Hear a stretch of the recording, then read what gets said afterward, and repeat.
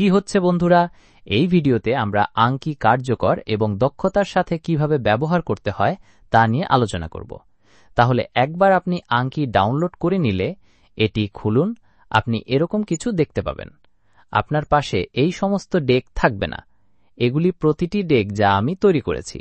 এখন আমি আপনাকে খুব দ্রুত অনেক ডেক তৈরি করার পরামর্শ দিচ্ছি। সাধারণত প্রতি পরীক্ষায় কেবল একটি ডেক তৈরি করুন, তা সেটি একটি বিষয় হোক বা মধ্যবর্তী বা চূড়ান্ত পরীক্ষা। নিজেই সিদ্ধান্ত নিন। আমি সাধারণত আপনার জন্য একটি, কার্ডিওলজির জন্য একটি পরীক্ষা করব। তাহলে আমি একটি মধ্যবর্তী পরীক্ষার মতো আমি সেই ডেকটি ব্যবহার করতে থাকব এবং পরবর্তীতে আমি এটি যোগ করতে থাকব। যদি আপনার অনেক ডেক থাকে তাহলে উদ্দেশ্যটি দুর্বল হয়ে যায় এবং আপনি সম্ভবত আপনার সমস্ত কার্ড পেতে পারবেন না। তাহলে আপনার কাছে থাকা ডেকের সংখ্যা সীমিত করুন। একটি ডেক তৈরি করতে এখানে নিচে যান, ক্রিয়েট ডেক টিপুন এবং একটি কার্ড যোগ করতে আমরা এখানে উপরে যাব। আপনি প্রথম ধরনের কার্ড দেখতে পাবেন একটি মৌলিক কার্ড টাইপ। এটি মূলত একটি ফ্ল্যাশ কার্ড যার সামনে এবং পিছনের একটি। সুতরাং যখন আপনি এটি খুলবেন তখন এর একটি সামনে থাকবে। যদি আপনি স্পেস টিপুন, এটি শর্টকাট, এটি পিছনের অংশটি দেখাবে।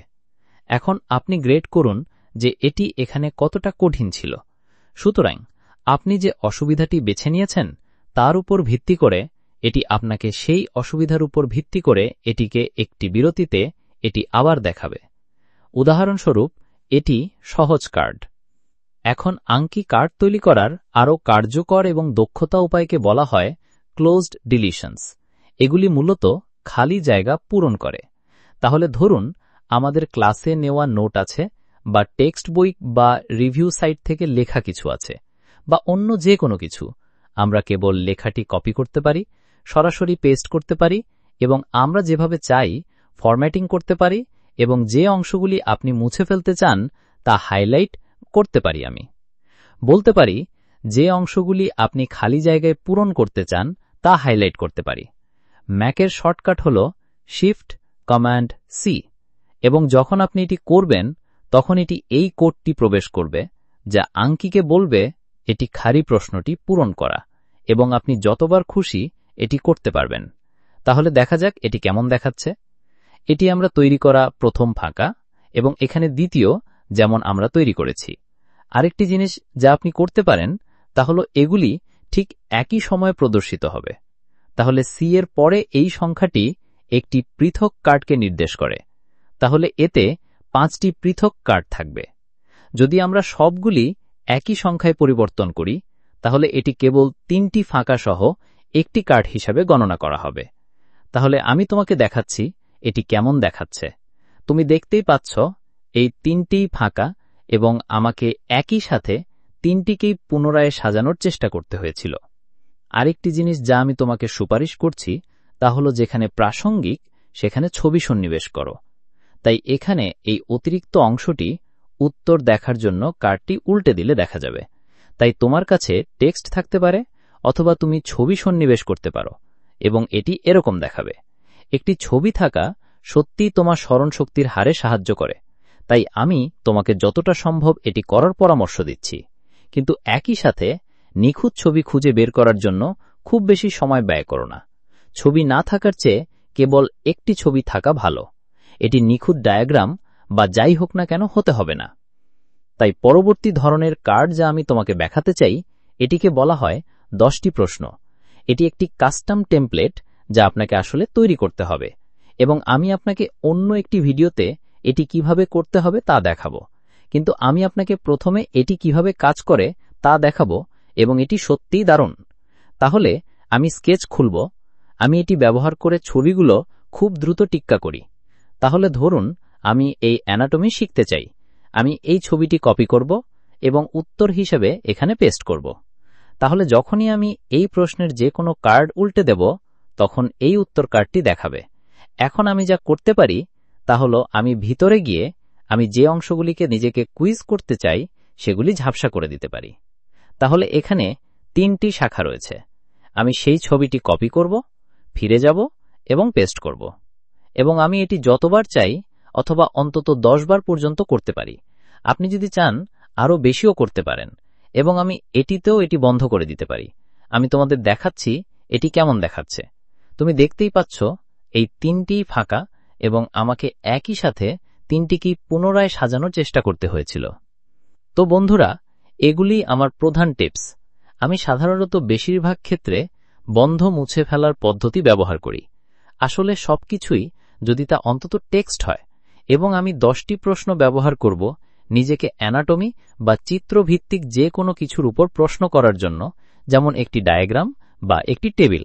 এখন আমি আসলে খুব কম সময় মৌলিক ধরন ব্যবহার করি, কারণ এই দুটো সাধারণত বেশিরভাগ বিষয়কে অন্তর্ভুক্ত করে।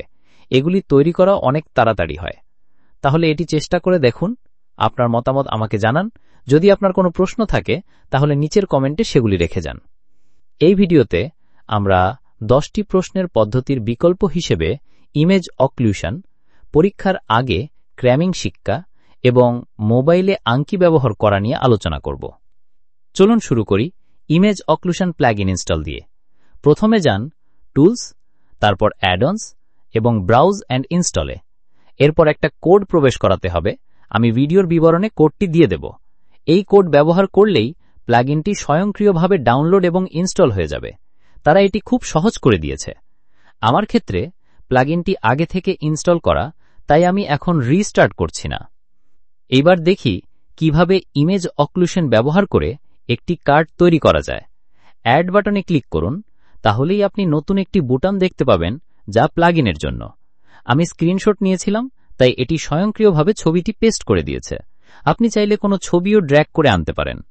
তারপর রেক্ট্যাঙ্গেল টুল বা আপনার পছন্দের অন্য কোনো আকৃতি বেছে নিন, এবং যে অংশগুলি আপনি গোপন করতে চান বা নিজেকে কুইজ করতে চান সেগুলি ব্লক করতে থাকুন। প্রতিটি ব্লক বা আকারের জন্য একটি নতুন কার্ড তৈরি হবে, এবং এগুলি আপনার ডেকে যোগ হবে। 2টি মোড আছে। 1, নন ওভারল্যাপিং, সব ফাঁকা অংশ একসাথে গোপন করে, আপনাকে একবারে একটি প্রশ্ন করে।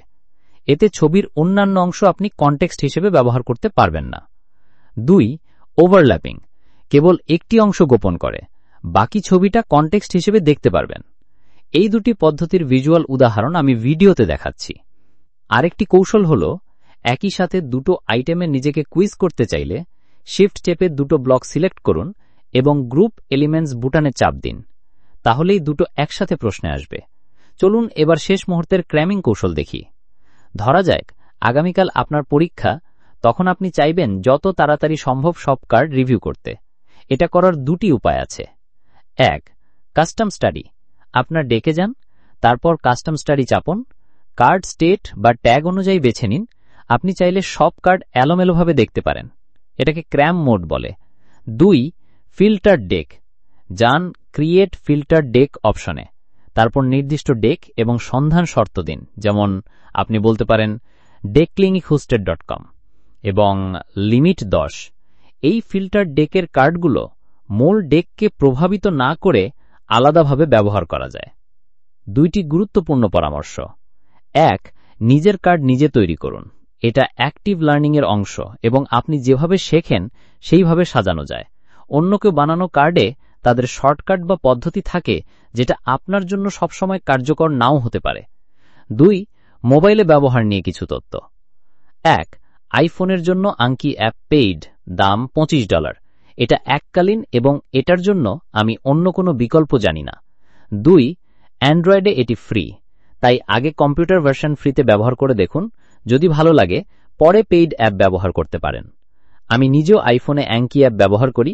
$25 এটা আমার জন্য সম্পূর্ণ সার্থক লেগেছে। ঠিক আছে বন্ধুরা, এই ভিডিওতে এটাই ছিল। আমি চেষ্টা করছি ভিডিওগুলো সংক্ষিপ্ত, কার্যকর এবং সময় সাশ্রয়ী রাখতে, যাতে আপনি যতটা সম্ভব বেশি শিখতে পারেন। এই ফরম্যাট কেমন লাগছে নিচে জানাতে ভুলবেন না। কমেন্টে আপনার প্রশ্ন বা মতামত দিন। ভিডিওটি ভালো লাগলে লাইক দিন, সাবস্ক্রাইব করুন আর ঘন্টা আইকনে টিপুন যেন পরবর্তী ভিডিও মিস না হয়। দেখা হবে পরবর্তী ভিডিওতে।